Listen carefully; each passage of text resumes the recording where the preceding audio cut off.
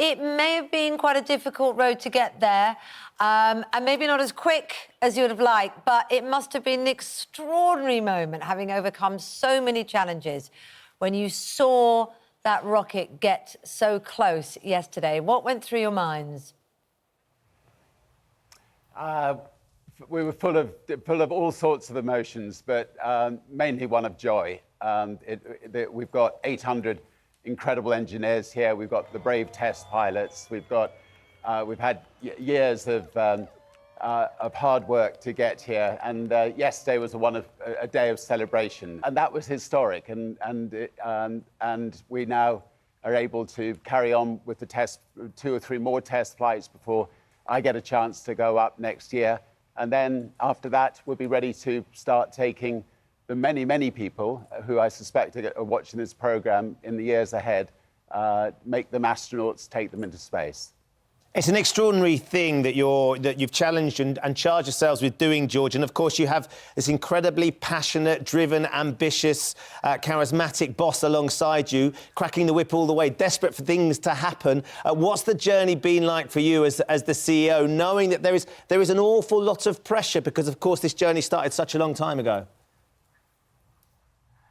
Well, you know, it's interesting. I mean, Richard is amazing and has never, ever pushed us beyond, what we know is the right thing to do, which is to follow good engineering practice and strong safety practices. And that's always been what he's told us. But I think the most exciting thing is the history that we made yesterday. Really, this was the first launch from U.S. soil of humans into space since the retirement of the space shuttle. And they're seeing, Canada on the one side, they're seeing Mexico on the other side, just stunning, absolutely stunning views. And as astronauts myself, when I go up, I'll be experiencing weightlessness, looking out at these big windows that George and the team have built, and we'll become an astronaut. And look, hold on a minute. This is the spaceship company. We now actually have a real spaceship that's been to space standing behind me. It's exciting times. I mean, I was here with Sam the day after the accident 4 years ago. We obviously comforted each other. We comforted the 800 engineers here. Fortunately, it hadn't been a technical problem. It hadn't been a rocket problem.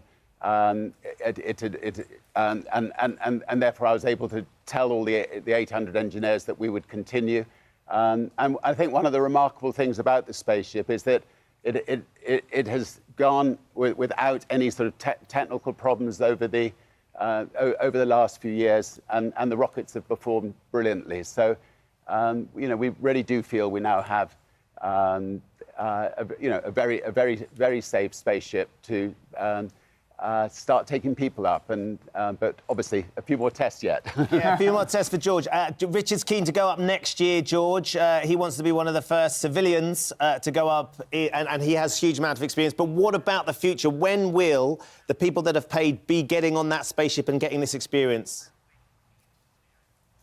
Well, I think, as Richard says, we've made such a big leap yesterday that we're in strong shape now to start commercial operations next year. Now, obviously, we have a bit more flight tests to go, but this was a huge leap forward technologically, both for our company and for the future of reusable space flight. I mean, no one has ever built a space system that could be reused for not just a few flights, but for 10 years. And that's what we've built here in Mojave. And I think that's what's going to really change the world of space. Extraordinary, absolutely extraordinary. Well, look, it's obviously a huge passion project as well as everything else for you both.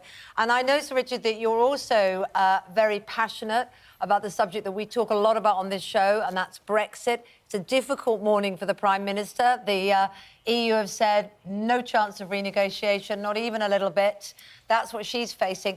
As a businessman, have you ever been in any kind of bind like this? What advice would you give her? And do you think she can still do it? Is she still the person to do it? A hard Brexit would go a long way towards bankrupting Great Britain.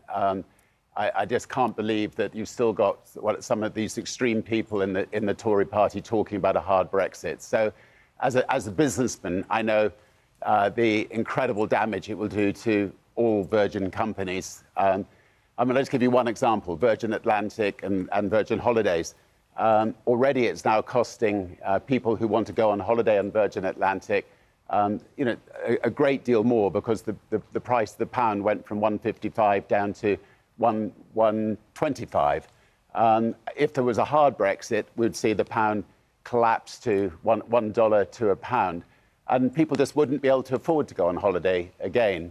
And the damage, obviously, to an airline like Virgin Atlantic would be severe. So, as business people, we just beg the government to find a path. Either, if they can't do a compromise Brexit, ultimately we've just, I think, got to go back to the British public and say to them, look, these are the facts. The facts you were given at the referendum, they weren't true. The NHS is not going to benefit in the way that you were promised. We were the most prosperous country in Europe before the Brexit referendum. Now our GDP is the worst, and it will get worse still if we carry on down this dangerous path. And in terms of brokering deals, which you've done many of over the years, how can she broker a better one? What would you advise her to do, and is she capable of it, in your view?